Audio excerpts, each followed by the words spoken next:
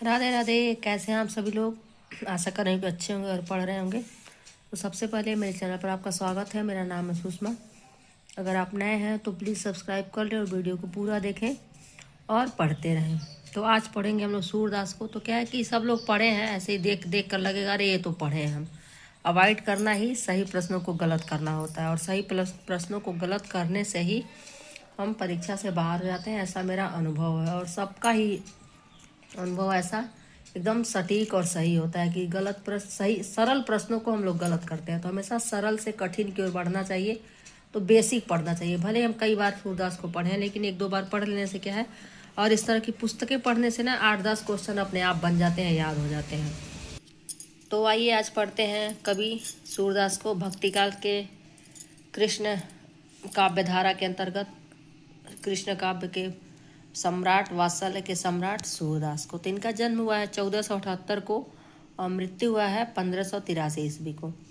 सूरदास कृष्ण काव्यधारा के प्रतिनिधि कवि हैं। उन्होंने प्रेम शिरोमणि भगवान कृष्ण का ऐसा रूप प्रस्तुत किया जिसे पाकर भक्तजन आत्म विभोर उठे और प्रेम रस में निमग्न हो, पैरों में नुपुर बांध नाच उठे। उनकी आंखें, अंधी आंखों ने जिस रूप और भाव सौंदर्य को देखा, उसे देखने के लिए 400 वर्षों से कवियों की आंखें तरस रही हैं।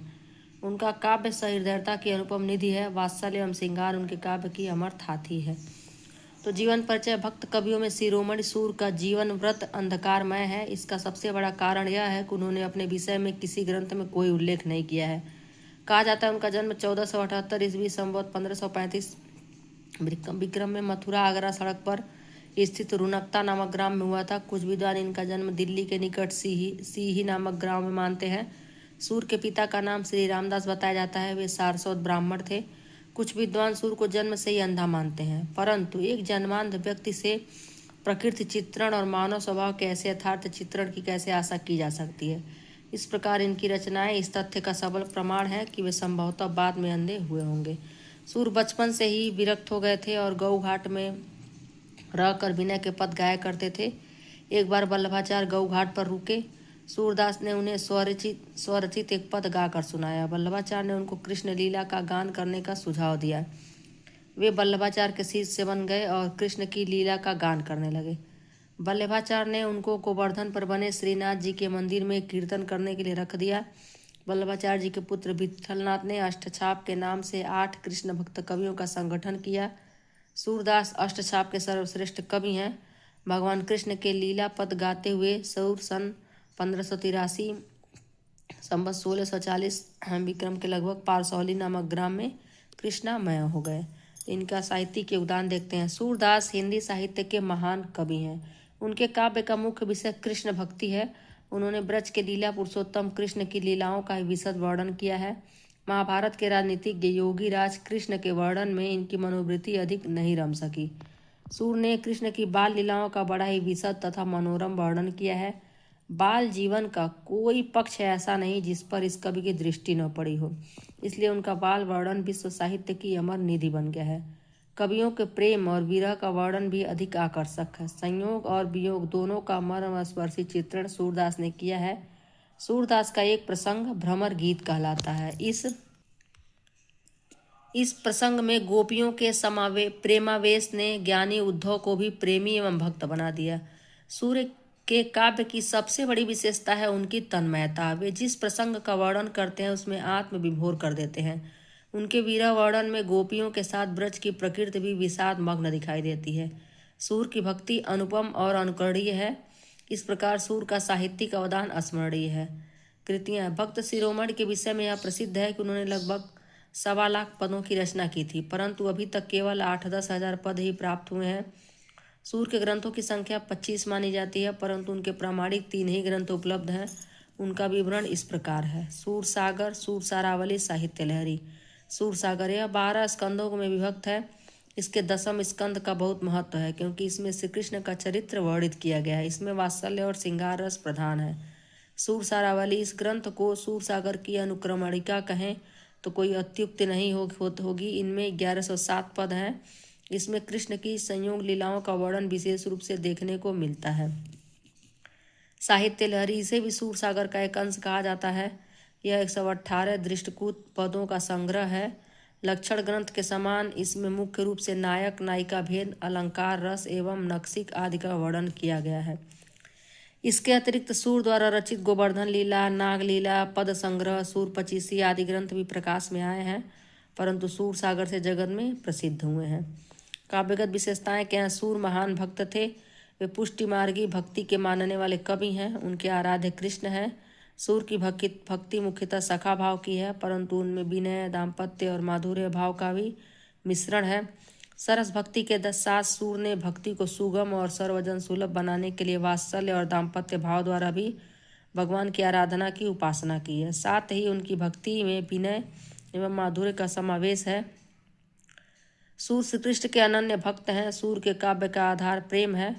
उन्होंने अपने काव्य में इस तत्व की बड़ी सुंदर, मार्मिक, गहन और व्यापक अभिव्यक्ति की है। उनकी सहृदयता के कारण सूर सागर का प्रेम अनंत सागर बन गया है। हिंदी साहित्य में सूरदास का वात्सल्य वर्णन अद्वितीय है। वे वात्सल्य रस के सम्राट हैं। उन्होंने श्री कृष्ण की विविध बाल लीलाओं की सुंदर झांकी प्रस्तुत की है। सूर के काव्य में जहाँ संयोग वात्सल्य का सुंदर रूप देखने को मिलता है, वहीं वियोग वात्सल्य का कारुणिक और मार्मिक चित्रण दर्शनीय है। सूर को श्रृंगार वर्णन में अपूर्व सफलता मिली है। उन्होंने श्रृंगार रस के संयोग और वियोग दोनों पक्षों का विस्तार के साथ चित्रण किया है। सूर ने राधा कृष्ण और गोपियों के अनेक संयोगकालीन चित्र प्रस्तुत किए हैं।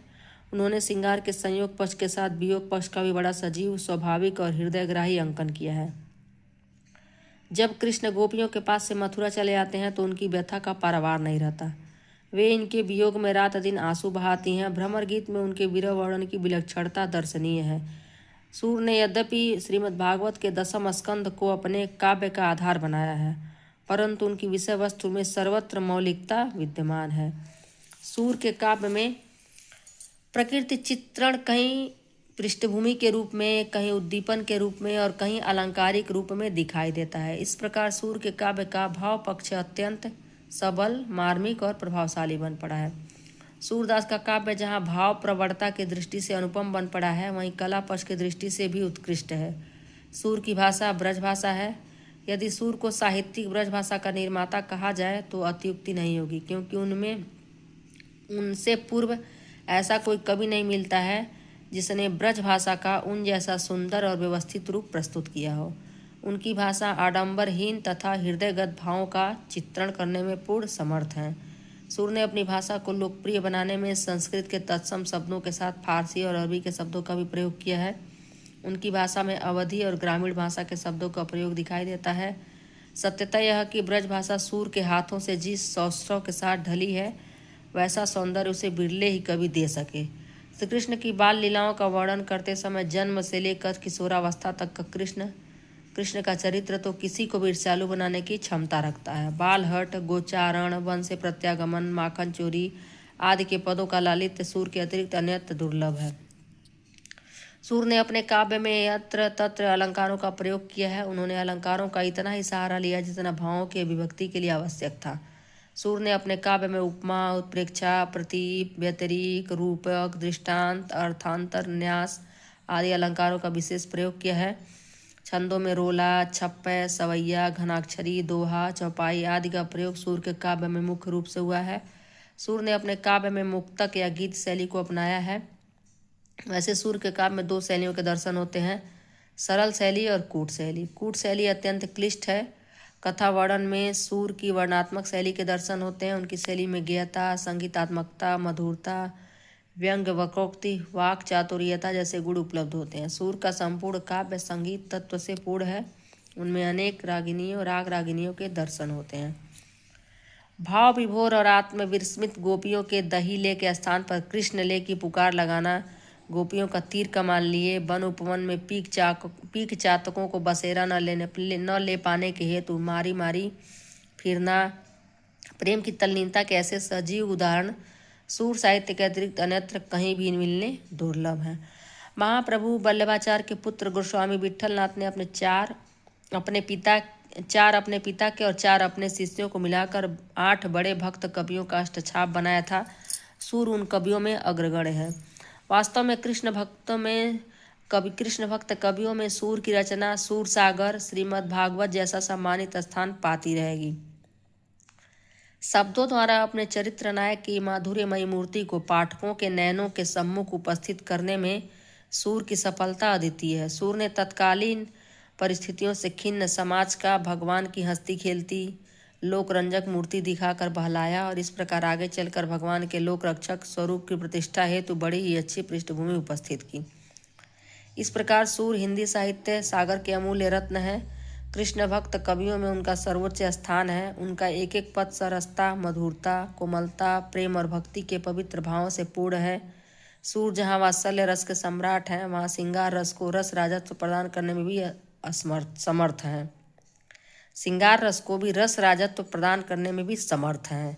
इस प्रकार महाकवि सूरदास हिंदी के भक्त कवियों में शिरोमणि हैं।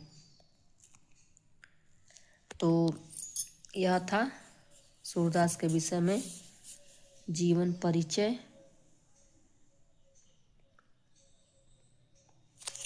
काव्य भाव प्रवणता की दृष्टि से अनुपम है, वहीं कला पक्ष की दृष्टि से उत्कृष्ट है। इनकी भाषा ब्रज भाषा है।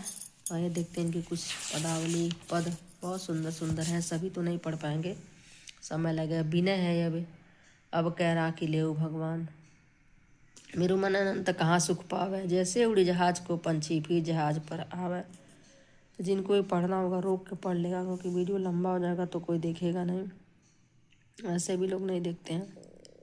पर मेरा काम है पढ़ना और बनाना, तो मैं तो अपना काम करती रहूँगी। कोई माई लहें रे गोपाल ही, क्योंकि पढ़ने से ही याद होगा। ये देखो, मुरली तो गोपाल ही भावत, यशोदा बच्चन है ये।